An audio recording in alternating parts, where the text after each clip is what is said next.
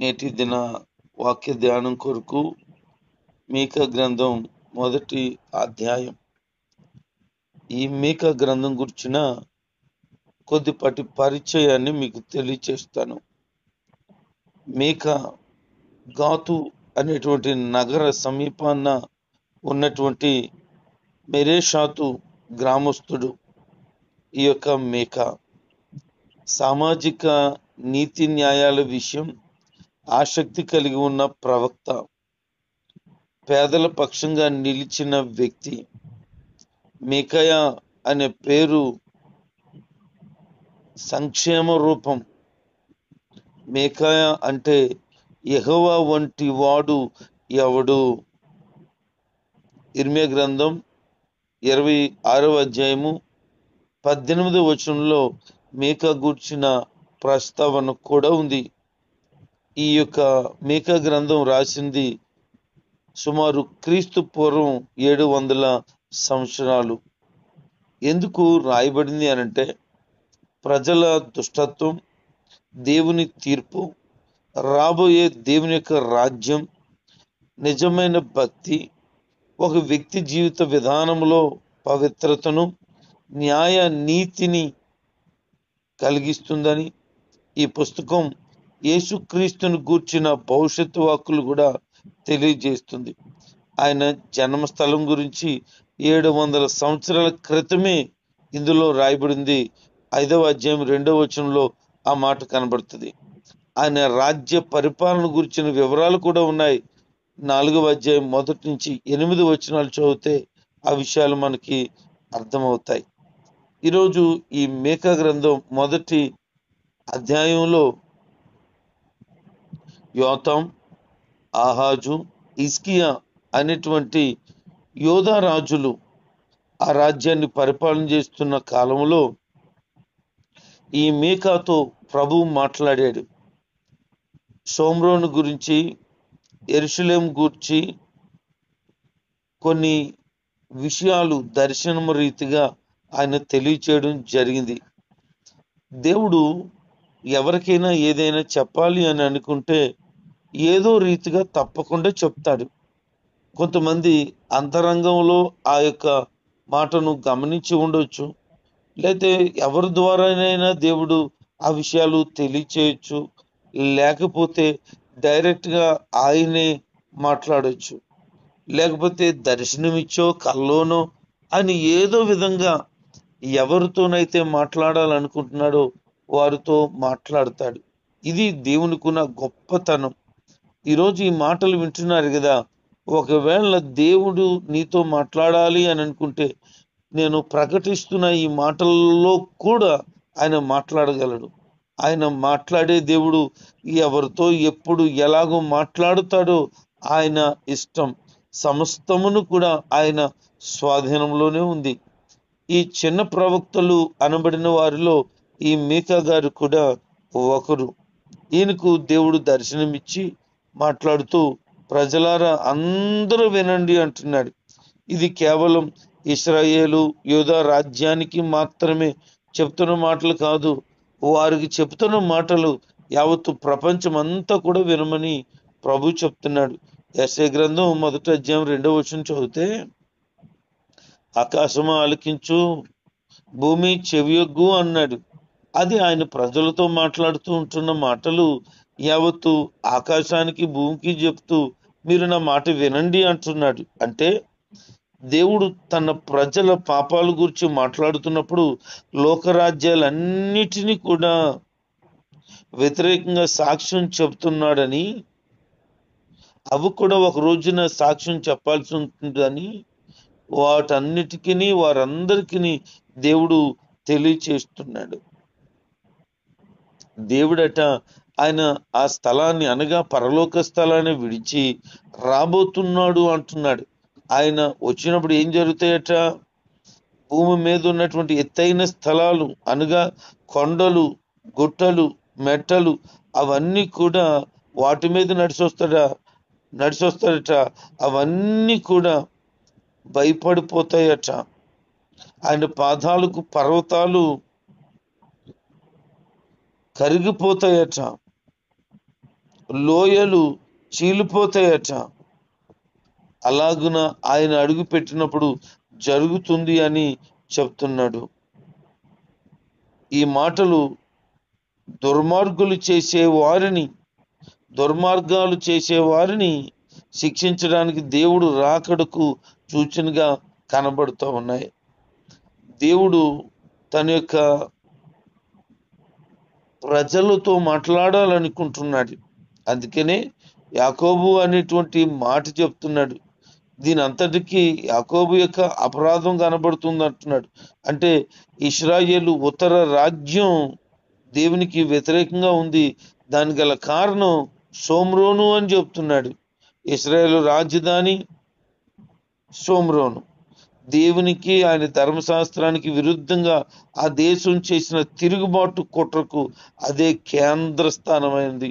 అందుకనే షోమ్రోన్లో ప్రారంభించబడినటువంటి ఆ పూజా స్థలాల గురించి చెప్తున్నాడు. యెరూషలేము మొత్తం విగ్రహ పూజ, అబద్ధ ఆరాధకులతో నియమించబడిపోయింది, నిండిపోయింది. ఆహాజు అనే రాజు కాలంలో ఈ విషయాలు మనం చూడగలుగుతాం.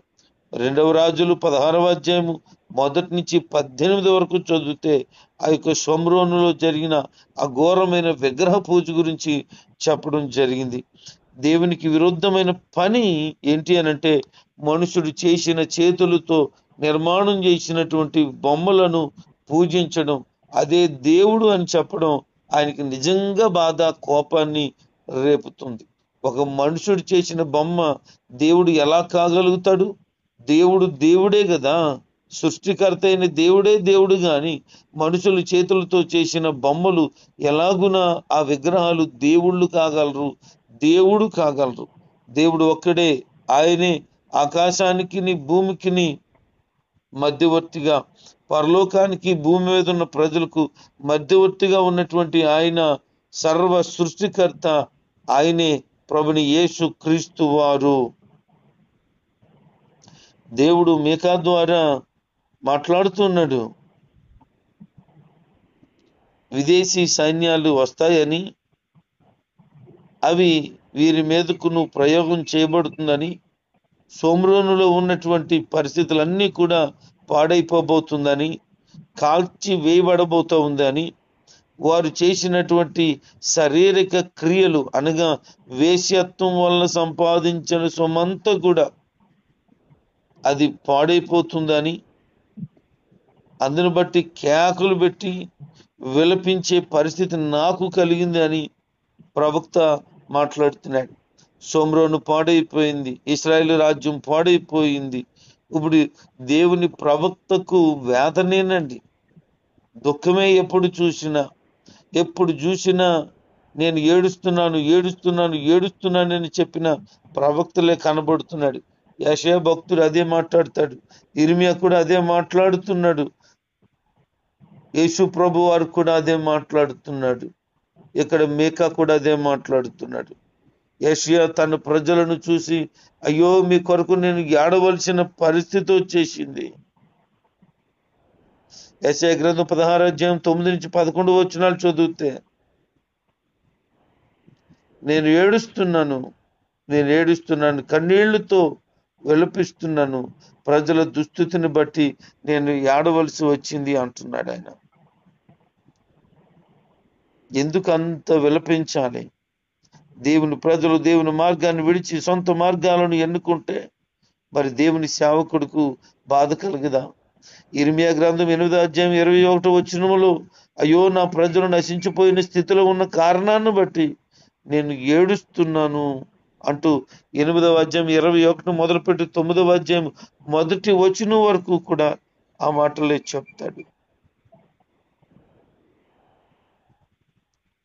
లూకా సువార్తలు 9వ అధ్యాయం 41 నుంచి 44వ వచనం వరకు చూస్తే, యెరూషలేము నగరాన్ని చూసినప్పుడు ప్రభున యేసు క్రీస్తు వారు చెప్తున్నారు, నాకు బాధ కలుగుతోంది అని. ఎందుకు?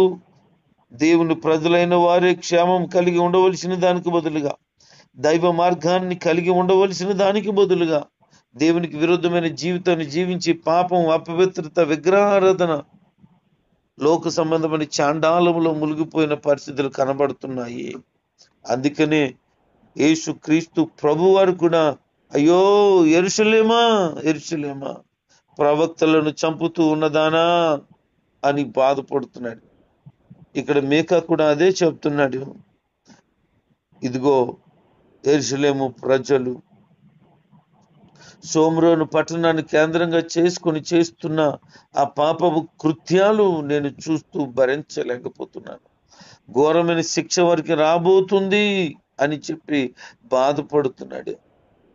ఈరోజు దేవుని సేవకులు వారు కుటుంబాల కొరకును, వాళ్ళు బ్రతుకు తెరువు కొరకును ఏడ్చి ప్రార్థన చేసే దానికంటే 99.9% సంఘంలోకి వచ్చి బిడ్డల కొరకు, నశించిపోతున్న ఆత్మల కొరకు, దేశంలో ఉన్న నాయకుల కొరకు, గ్రామంలో ఉన్న కుటుంబ సభ్యులందరి కొరకు కన్నీళ్లు కార్చి, అయ్యా ఎవరు నశించిపోకూడదయ్యా, మా ఊర్లో ఎవరు నశించిపోకూడదయ్యా, సంఘంలో ఎవరు కూడా పాడైపోకూడదయ్యా, అపవిత్రత కలిగి ఉండకూడదయ్యా అని బాధపడుతూ ఏడ్చే సేవకులే అనేక మంది ఉన్నారు.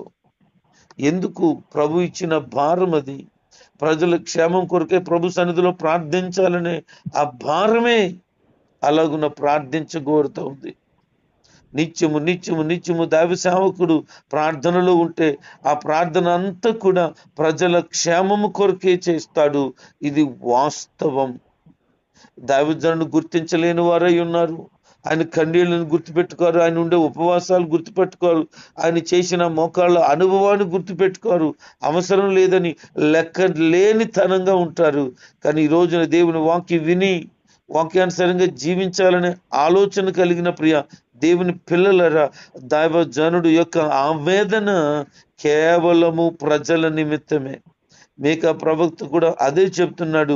యెరూషలేములో ఉన్న ప్రజలు షోమ్రోను కేంద్రంగా చేసుకొని దేవునికి దూరం అయిపోయి లోకం, పాపం, అపవిత్రత, వేశ్యత్వాన్ని కలిగి ఉన్నారు అని బాధపడుతున్నాడు. ఈ రోజున మీరు కుటుంబంలో క్షేమం లేకపోతే ఆ విషయం సేవకుడు వింటే తప్పకుండా బాధపడతాడు. మీ పిల్లలు సరైన మార్గంలో వెళ్ళకపోతే తప్పకుండా బాధపడతాడు. ఇలాగున బాధపడిన సందర్భాలు ఎన్నో ఉన్నాయి నాకు. ఇక భరించలేక ఏడ్చి ఏడ్చి ఏడ్చి గద్దించిన సందర్భాలు కూడా మరికొన్ని ఉన్నాయి. ఎందుకురా మాటింటో లేదు, ఎందుకురా చెడిపోతున్నారు, ఎందుకురా తాగుతున్నారు అని యవనస్తులను గద్దించిన సమయాలు ఎన్నో ఉన్నాయి. అలా గద్దిస్తే ఈ పాస్టర్ గారు ఇలాగే గద్దిస్తాడు, ఎప్పుడు కూడా ఏదోటి అంటాడని నా మీద కోపగించుకుని నన్ను తిట్టుకున్న సందర్భాలు అనేకముగా ఉన్నాయి. అయినా నాకేమీ బాధ లేదు. కారణం ఏంటంటే వారు నా పిల్లలు, వారు దేవుని చేత ఏర్పాటు చేయబడిన జనాంగం, వారు నశించిపోకూడదనే ఒక మంచి ఉద్దేశం. నా మీద కోపగించుకున్నా, నేను వెళ్తుంటే ముఖం సేదరించుకుని పక్కకు తిప్పేసుకుంటున్నా, కొన్నిసార్లు థూ అని ఊస్తున్నా, నాకేమీ బాధ లేదు. వారు నా పిల్లలు, వారు నశించిపోవడం నాకు ఇష్టం లేదు. ఈరోజు కూడా చాలా మందిని గురించి వేదన పడుతున్నాను. కారణం ఏంటి అనంటే దైవ మార్గంలో సాగవలసిన వారు లోకాన్ని కోరుకొని బ్రతుకుతున్నారు, భ్రష్టులైపోతున్నారు, వారి జీవితాలు నాశనం చేసేసుకుంటున్నారు, వారికి భవిష్యత్తు లేకుండా చేసేసుకున్నారు. దానివల్ల రకరకాలైన రోగాలకు, శరీర అవయవాలు పాడైపోయిన పరిస్థితికి దిగజారిపోతూ ఉన్నారు. తల్లిదండ్రులు శోకించిన దానికంటే సేవకురాలుగా మేము ఎక్కువ ప్రభు సన్నిధిలో ప్రార్థిస్తున్నాం. ఈ మీకా యొక్క అనుభవాన్ని చెప్తే నా జీవితం నాకు గుర్తొస్తూ ఉంది. ఒక దైవజనుడిగా నేను పడుతున్న ఆ వేదన నాకు గుర్తొస్తుంది. ఇది ప్రజలకు కనిపించదండి. ఆయన పాదాలు పట్టుకుని ఏడ్చిన సమయం అది రహస్యంగా ఉంటే, ఆ బహిరంగంగా ఆ ప్రార్థనకు జవాబు వచ్చి ఏ వ్యక్తి అయినా మారి మందిరానికి వస్తే, ఏ వ్యక్తి అయినా మారి పాపపు కార్యాన్ని విడిచిపెడితే గంతులు వేస్తామండి. మేము గంతులు వేస్తాం. ఇదిగో కుమారుడు మారిపోయాడు, కుమార్తె మారింది, పలానా బిడ్డ మారింది అని ఆ ఆనందం మాతో మీరు చూడలేరు, కానీ మేము చెప్పుకోలేనంత పండగలాగా అనిపిస్తుంది. ఈ మాటలు వింటున్న బిడ్డలారా, మీకు తెలుసు, ఒకవేళ మీరు కూడా శరీర సంబంధమైన కార్యాల్లో ఉండిన వారైతే మీరు మారారనే మాట మేము విన్నప్పుడు కలిగిన సంతోషం. లోకాన్ని స్నేహించి లోకంలో బానిసత్వాన్ని బ్రతుకుతున్నప్పుడు వారు విడిచిపెట్టారు అని చెప్పినప్పుడు ఆ విన్న ఆ సందర్భం ఎంత ఆనందమో, ఎంత ఆనందమో. ఒక దైవజనుడిగా నాకు అంతకంటే ఏం కావాలి? మీ దగ్గర నుంచి ఆస్తిపాస్తులో కానుకలో కాదు నేను ఆశించేది. మీరు పరిపూర్ణమైన మార్పు కలిగి నిర్దోషులుగా, పరిశుద్ధులుగా, దేవుని ఎదుట సిగ్గుపడనక్కరలేని వారుగాను, నిష్కలంకమైనటువంటి వారై పరిశుద్ధమైన యోగ్యమైన వారుగాను ఆయన ఎదుట నిలబడాలనే ఒక ఆరాటమే తప్ప మరొకటి ఏముంది ఆయన సేవకుడిగా? ఆయన అంటున్నాడు, ఈ సంగతి ధాతులో చెప్పొద్దు, అక్కడ ఏమాత్రం ఏడవద్దు.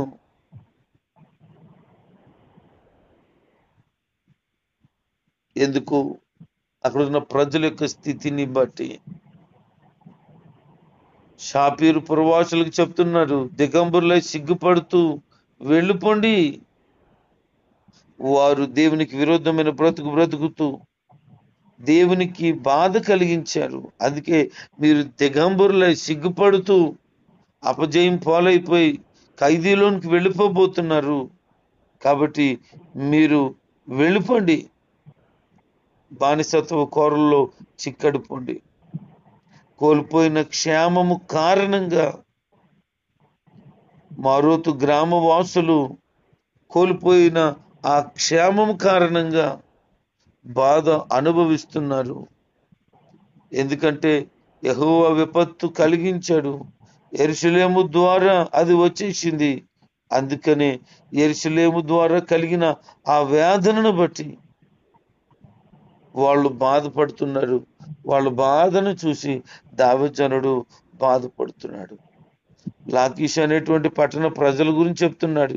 ఇది యోధా రాజ్యంలో యెరూషలేముకి 50 కిలోమీటర్ల దూరంలో ఆగ్నేయంగా ఉన్నటువంటి ఒక పెద్ద ఊరు. వారు కూడా తిరుగుబాటు చేశారు. ఆ తిరుగుబాటు కారణంగా, అపరాధ కారణంగా వారు శిక్షకు గురవుతున్నారు. అందుకనే వారిని బట్టి బాధపడుతున్నాడు. మెరేషాత్ గాతుకు కానుకలు ఇచ్చారట. అఖిల్ జీబుకు ఇశ్రాయేలు రాజ్యాలకి మోసం చేసిందట. అందుకనే వారు చేసిన మోసాన్ని బట్టి, వారిచ్చిన అన్యాయపు లంచ కానుకలను బట్టి బాధపడుతున్నాడు. దైవ మార్గంలో వెళ్ళవలసిన దేవుని ప్రజలైన వారే ఇలాగున్న లంచాలు, మోసాలు, అన్యాయాలు, దుర్మార్గాలు చేస్తూ ఉంటుండగా అది చూసినటువంటి దావీదు బాధపడుతున్నాడు. ఆయన సన్నిధి, ఆయన ప్రభావం, ఆయన మహిమ, ఆయన ప్రత్యక్షత కోల్పోయారు వాళ్ళందరూ కూడా.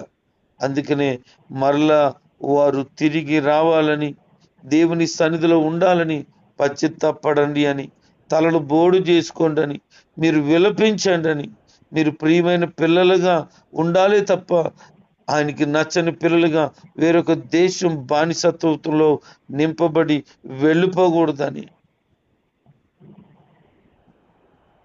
మీరు పశ్చాత్తాపడండి అని దైవజనుడు తెలియచేస్తున్నాడు. దేవుని ప్రజలారా, ఒక్కొక్క ప్రాంతపు ప్రజలు ఒక్కొక్క రకమైనటువంటి చెడితనాన్ని కలిగి ఉన్నారు. దేవుని మీద తిరుగుబాటు చేసిన పరిస్థితులు కనబడుతున్నాయి. దేవునికి విరుద్ధంగా బ్రతికిన పరిస్థితులు కనబడుతున్నాయి.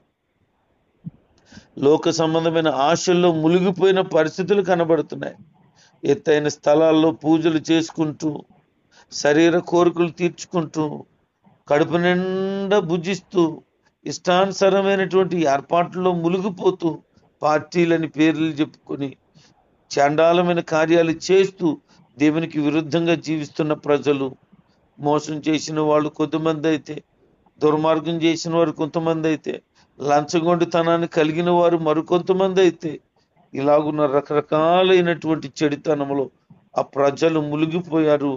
అందుకే వాళ్ళందరినీ గూర్చి దైవజనుడు ప్రభు సన్నిధిలో ప్రార్థిస్తూ విలపిస్తున్నాడు. అయ్యో ఎంత పని జరిగింది, వీళ్ళు మారితే బాగుడునే, మారాలి ప్రభా, వాళ్ళు మార్చండి అని. వారు శత్రువుల చేతులకు వెళ్ళిపోతుంటే, వారు గాయపరచబడవలసిన పరిస్థితులు కళ్ళ ముందు కనబడుతుంటే ఆ శిక్షలోనికి వాళ్ళు వెళ్ళకూడదు అని దైవజనుడు ప్రార్థిస్తున్నాడు. అందుకని దేవుని ఉద్దేశాన్ని ఈరోజు గుర్తు చేసుకుందాం. ఏ ఒక్కడు నశించుడు దేవుని చిత్తం కాదు, దేవునికి ఇష్టం లేదు. ఎవ్వరూ కూడా నరకానికి పోకూడదు. అందరూ అంతటా మారు మనసు పొంది దైవ మార్గంలో సాగాలనేదే దేవుని ఒక ఉద్దేశం అయితే, ఈరోజు మరి నువ్వు ఎలాగున్నావు? పవిత్రంగానే బతుకుతున్నావా? శరీర కోరికలను విడిచిపెట్టావా? లోక సంబంధమైన సహవాసాన్ని మానేసావా? దైవ భయము దైవ భక్తి కలిగి ఉన్నావా? అయితే నిన్ను బట్టి దేవుడు ఎంతో సంతోషిస్తాడు. ఆయన సేవకుడిగా నీ గురించి విన్నప్పుడు చూసినప్పుడు నేను కూడా చాలా సంతోషిస్తాను. అందుకే దైవ మార్గంలో నడవండి, దేవునికి అప్పగించుకోండి, శత్రువుల చేతులు చిక్కడిపోకండి, దైవ కృపకు పాత్రులు కావాలని దైవజనుడిగా కోరుకుంటున్నాను. ఇదంతా జరగాలి అనంటే పశ్చాత్తాపం కావాలి. ఈరోజు ప్రభు యొక్క కనికరము నీ మీద ఉండుట కొరకు నువ్వు చేసిన దేవునికి విరుద్ధమైన కార్యాలన్నీ విడిచిపెట్టి పశ్చాత్తాపం పొంది, ప్రభువా ఇక మీదట నీతియుక్తంగా బ్రతుకుతానని నువ్వు చెప్పగలిగితే నా ప్రభు అద్భుతమైన సహాయము నీకు దయచేస్తాడు. నిన్ను కడిగి శుద్ధీకరించి శ్రేష్టమైన వ్యక్తిగా మార్చేస్తాడు. కనుక అలాంటి ధన్యకరమైన జీవితాన్ని పొందాలని దైవజనుడిగా కోరుకుంటూ ఈ మాటలు ముగిస్తున్నాను. దేవుడు ఈ వాక్యం మన వెనుకట్లో దీవించి అందరి జీవితాల్లో ఫలింపచేయును గాక. ఆమేన్.